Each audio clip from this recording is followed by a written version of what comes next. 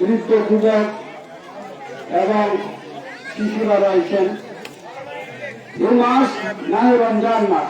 আল্লাহ কোরআন বলেন এই মাসটা এমন একটা মাস যে মাসে আমি কোরআন নাযিল করি। কোরআন নাযিলের কারণে এই মাস আজকে প্রত্যাশিত এবং সম্মানিত। কিন্তু এই কোরআন শুধু এই রমজান মাসে শুধু কোরআনই নাযিল হয় না, এই রমজান মাসে তাওরাত নাযিল হয়েছে, জাবুর নাযিল হয়েছে। সকলে বলুন না সুবহানাল্লাহ। 18 রমজানে তাওরাত নাযিল হয়েছে। অত্যন্ত বিশেষ একটা সম্মানী মাস হচ্ছে মাহে রমজান মাস। কিন্তু কোরআন কারীম লৌহ মাহফুজের আসমানি কিতাব থেকে 104 খানা, তার মধ্যে শ্রেষ্ঠ হচ্ছে চারটার শ্রেষ্ঠ হচ্ছে কোরআন। এই কোরআনের জীবন বিধান হচ্ছে আমাদের জন্য। আমরা উন্নত বাংলাদেশ সকলে বলি আলহামদুলিল্লাহ। আসলে আজকে কথা না বলি সবাই ভাই একটু খেয়াল রাখে।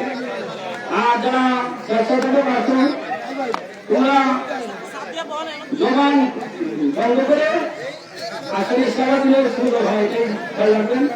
আর যারা ভুটানের সর্বদার রক্ষক ওনারা গাইডেন্স করবেন, কথা না বলে আজকে ইফতার মাহফিলের আদব মনে হয়। তো আমার কথা হলো ভাই, আমরা যে মাহে রমজানে আজকে এই কয়েকটি গ্রাম একসাথে হয়ে ইফতার করছি, এই মাহে রমজান যে ঐক্যের একটা প্রাধান্য দেয়। রমজান ঐক্য জ্বালিয়ে ফিরে দেওয়া, গুনাহ জ্বালিয়ে ফিরে দেয়, মানুষের অহংকার জামাত এবার সমস্ত কিছু জ্বালিয়ে দেওয়ার মাস হচ্ছে রমজান মাস। এবং আপনার আমার অতীতে যত গুনাহ হয়েছে এই রমজান মাসে এহতেরাম এবং ইজ্জত করার কারণে, এই রমজান মাসের তাবেদারি করার কারণে আমার আপনার থেকে জীবনের সকল গুনাহ আল্লাহ তাআলা ফিরে দেবে, জ্বালিয়ে ফিরে দেবে।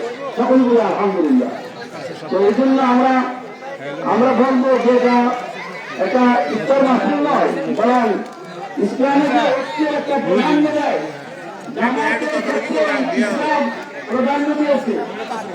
এর থেকে ইহুদি নাসারা পর্যন্ত ঐক্যের বিকল্প কিছু মনে করে। আমরা আসলে একসাথে নামাজ আদায় করি, যেমন বৃদ্ধ যুবক নেককার বেশি কম নেককার সবাই একসাথে জামাতে কাতারবদ্ধ হয় নামাজ পড়ি, তখন আমাদের সকলের গুনাহ কেটে আল্লাহ সমান করে দিতে চায়, পূর্ণ দিয়ে সকল মিলে সুবহানাল্লাহ। এজন্য এই মাসটায় আমাদের একটা ঐক্যে একটা প্রাধান্য দিয়েছে। আজকে সম্মানিত ভলান্টিয়ার ভাইয়েরা, আপনারা যারা রোজাদার যারা আসছেন মেহমান, সকলকে নিজ নিজ জায়গায় বসা দেন। সম্মানিত ভলান্টিয়ারেরা, রোজাদার যারা মেহমান আসছে তাদেরকে নিজ নিজ জায়গায় বসা দেন। আর আমাদের সম্মানিত রোজাদার যারা আমাদের মেহমান, তাদেরকে বিনীত অনুরোধ করবো আমাদের ভলান্টিয়ার যারা ডিস্ট্রিবিউশন করে তাদেরকে একটু সহযোগিতা দেওয়ার জন্য। আলহামদুলিল্লাহ। আসলে যারা প্রতি একটু মানুষের জামা অহংকার সকল কিছু দুর্মুখ হয়ে যায় রমজান মাসের এই খালি পেটের কারণে, না খেয়ে থাকার কারণে। একজন ফকির মিসকিন কিছুদিন খায়, কিছু সময় না খেয়েও থাকতে হয়। এটাকে অনুধাবন করার জন্য আল্লাহ তাআলা মাহে রমজানের জন্যকে বলেছেন, তোমরা যদি আমার বান্দা হও তাহলে সিয়াম সাধনা করো, রোজা রাখো। রোজা ধরার দ্বারা আল্লাহ বলে লাআল্লাকুম তাত্তাকুন, তোমরা ফরজগার মুত্তাকি হবে। সকল বলে সুবহানাল্লাহ। এই জন্য মাহে রমজানে যাদের ঘরে প্রচুর খাবার রয়েছে, মজুদ আছে, তারাও আজকে রমজান মাসে রোজা রেখে না খেয়ে থাকতেছে। বুঝতেছি যে গরিবরা যখন না খেয়ে থাকে তখন তাদের কেমন অবস্থা লাগে। এটাকে অনুধাবন করার জন্যই আল্লাহ তাআলা মাহে রমজান দিয়েছে। এই জন্য আমরা শিখবো নিজেদের আত্মশুদ্ধির জন্য মাহে রমজান যেরকম শিখবে, এবং শুধু আত্মশুদ্ধি এমনি হবে না। আমরা আজকে যখন শিখলাম রোজা রেখে অন্য একটা জিনিস খাওয়া যায় না, ইফতার করলে ইফতারি নামাজ পর্যন্ত গ্রহণ করতে চায় না, ভুল বুঝে। ইফতার করলে আপনার রোজার কোন সওয়াব কমতি হবে না, আপনার রোজার সওয়াব পুরো আল্লাহ দেবে। যে ইফতার করেছে তাকে আল্লাহ তাআলা আপনি যে রোজা রাখলে যে সওয়াবটা হবে এমন একটা সমপরিমাণ সওয়াব তাকে আল্লাহ তাআলা দেবে। এটা আল্লাহর পক্ষ থেকে। আপনার থেকে, আপনার সব থেকে আপনি রোজা রাখছেন, আপনার থেকে কর্তৃত্ব করে অর্পণ করে দায়িত্ব আল্লাহ তাকে সব দিতে হবে, এমনটা আল্লাহর কাজ। আল্লাহর কাছে সবের কমতি নেই, আল্লাহর কাছে প্রাণের কমতি নেই। ঠিক এজন্য কেউ দাওয়াত করলে ইফতারে গ্রহণ করবেন, এটা আপনার রোজার কোন সব কমতে হবে না, এই গুণ দিচ্ছেন না। এবং আমরা আগে মাহে রমজান আল্লাহ রসুল বলেছেন রোজা রেখে যারা অশ্লীলতা, রাখাল, কিছুটা এরা জন্য ব্যবস্থা করে দিয়েছি। আমরা রাখাল কিছুটা থেকে বাঁচতে হবে। যেমন দরকারি বা গালমন্দ এবং খারাপ কাজ থেকে যদি আমরা বেঁচে রোজা না রাখি তাহলে আমাদের কি হবে না, এই রোজায় উপবাস ছাড়া আর রাত্রে জাগরণ ছাড়া কিন্তু উপকার আসবে না, আল্লাহ রসুল দিতে পারবে। এই জন্য আমরা চাই যখন মাহে রমজানের আদমত রমজান পালন করার চেষ্টা করি, তখনই সকলের প্রতি সহানুভূতি রাখি এবং একে অপরের সকলের জন্য দোয়া কামনা করি। আমি শেষ করছি। আসসালামু আলাইকুম। এখন আপনাদের সম্পর্কে সংক্ষিপ্ত বক্তব্য নিয়ে আসেন তোমার একটা ছাড়লো না, তুমি হেদিক কে দিতে দিতে আইও। অর্থাৎ মাওলানা বাইগত দুনিয়া মাদ্রাসা সুপারেন না ভক্তর সংক্ষিপ্ত সময়ে বক্তব্য রাখেন হজরত মাওলানা হামিদ সাহেব দুনিয়া মাদ্রাসা সুপারেন। আসসালামু আলাইকুম ওয়া রাহমাতুল্লাহ। نحمده ونصلي ونسلم على رسوله الكريم. أما بعد فأعوذ بالله من الشيطان الرجيم. بسم الله الرحمن الرحيم.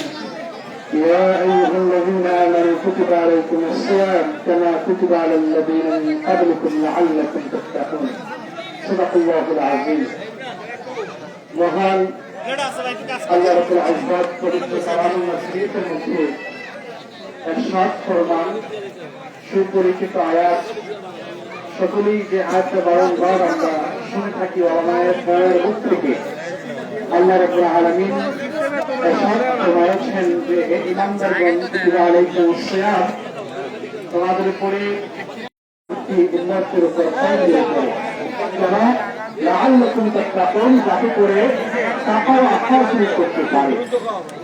এই রমজান মাস তাকওয়া হাসিলের মাস। এই রমজান মাস আল্লাহ রাব্বুল আলামিনের ভয় ভীতি কলবে দিলে অন্তরে লালন করার ধারণ করার মাস। এই রমজান মাস জাকাত প্রদান করার মাধ্যমে আত্মশুদ্ধির মাস। এই রমজান মাস মানবতার তুষার মাস। এই রমজান মাসের কদর রজনীতে রব্বুল ইজ্জত তার কালামের পাক নাযিল করেছেন। এই কোরআন মানব জাতির সংবিধান। সুতরাং রমজান মাস হচ্ছে মানবতার তুষার মাস। রমজান মাস আত্মশুদ্ধির মাস। রমজান মাস তাকওয়া অর্জন, তাকওয়া হাসিলের মাস। সুরক্ষিত রমজান পেল কিন্তু তার গুনাহগুলো মাফ করাতে পারল না। রাসূল সাল্লাল্লাহু আলাইহি ওয়াসাল্লাম বলেছেন তারপর আল্লাহ তাআলা। সম্মানিত হাজিরিন, রমজান মাসে দুটো ইফতার থাকে, এক হচ্ছে সাহরি, দুই হচ্ছে ইফতার। যে ব্যক্তি রমজান মাসে কোন রোজাদার ব্যক্তিকে ইফতার করালো তার জন্য রব্বুল আলামিন একটি জান্নাতের দরজা খুলে দেন। সুবহানাল্লাহ। আজকে যে সাহেব দাওয়াত এই দিন লোক আছে, এই দিন ইয়ে দেয় কিছু দেয় নাই। যাই